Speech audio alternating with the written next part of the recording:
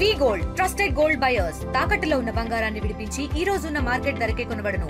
మరిన్ని వివరాలకు సంప్రదించండి 7710 ప్రతి సంవత్సరం మనం మార్చి 14-45 అమలైనటువంటి అనవేది ప్రభాకర్ రావు, సింగిరెడ్డి, గుండెరెడ్డి, మరి 12 మందికి శ్రద్ధాంజలి ఘటిస్తున్నాం, సభ చేసుకుంటాం. అంతేకాకుండా సెప్టెంబర్ 11 నుంచి 17 వరకు తెలంగాణ స్థాయిలో వారోత్సవం జరుపుతాం. ఈ వారోత్సవం దాదాపు 11 సంవత్సరాలు నేను సెక్రటరీ అయిన తర్వాత ఒక పకడ్బందీగా నిర్వహించడానికి రూపకల్పన చేయడం జరిగింది.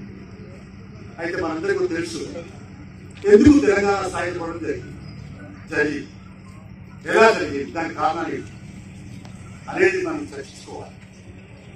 మనం చూస్తే ఇది సువిశాలమైన భారతదేశం. ఇప్పుడు 29 రాష్ట్రాలు ఉన్నాయంటున్నాం, కానీ అప్పుడు 550 సంస్థలు ఉన్నాయి.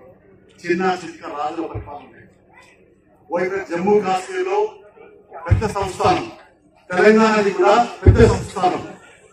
ఆగస్టు 15 స్వాతంత్రం వచ్చినాక సెప్టెంబర్ 11 మనం పిలిపిస్తే తెలంగాణ వ్యాప్తంగా పోరాటాలు జరిగి, అందులో మహారాష్ట్ర, కర్ణాటక కంటే ఇక్కడ ఎక్కువ జరిగింది. తెలంగాణలో నల్లగొండ జిల్లాలో, వరంగల్ లో, కరీంనగర్ లో, అలాగే నిజామాబాద్ లో, మరి హైదరాబాద్ లో, వరంగల్ లో, మహబూబ్ అన్నిట్లో జరిగింది. అయితే ఏదైనప్పుడు కూడా ఆ పోరాట ఫలితంగానే మరి ఆ పోరాటంలో 4500 మంది ఇవాళ మన కరీంనగర్ జిల్లా పంజాల శ్రీనివాస్ మాట్లాడంటే ఎదిగి ముందవుతున్నాడు. ఆ అనవేరు ప్రభాకర్ రావు తొలి జిల్లా పార్టీ కార్యదర్శి కరీంనగర్ అంటే ఈ హుస్నాబాద్ ఇదంతా కూడా కరీంనగర్ భాగమే, యాల సిద్దిపేట కాదు. ఇప్పటికీ ఆనాటి పోరాట యోధుల గాథలు ఎప్పటికప్పటికి కథలుగా చెప్పిన పరిస్థితి. అది ఓడానికి కూడా ఇబ్బంది ఉంది కాబట్టి అలాంటి వాటికి మీరు అక్కడ పెద్ద మరి స్ఫూర్తి చిహ్నాలు నిర్మించండి, ఒక మంచి మరి కమిటీలు నిర్మించండి. తద్వారా ప్రజలకు అలాంటి చరిత్ర తెలియపరచండి. అదే రేవంత్ రెడ్డి గారు, మీరు యువకుడిగా, నేను పేద రైతు కుటుంబం చర్చలు అంటున్నావు కాబట్టి రైతులో వాళ్ళ ఆనాడు తెలంగాణ సాయుధ పడాలని దున్నేవాడికి మిమ్మల్ని పంచింది.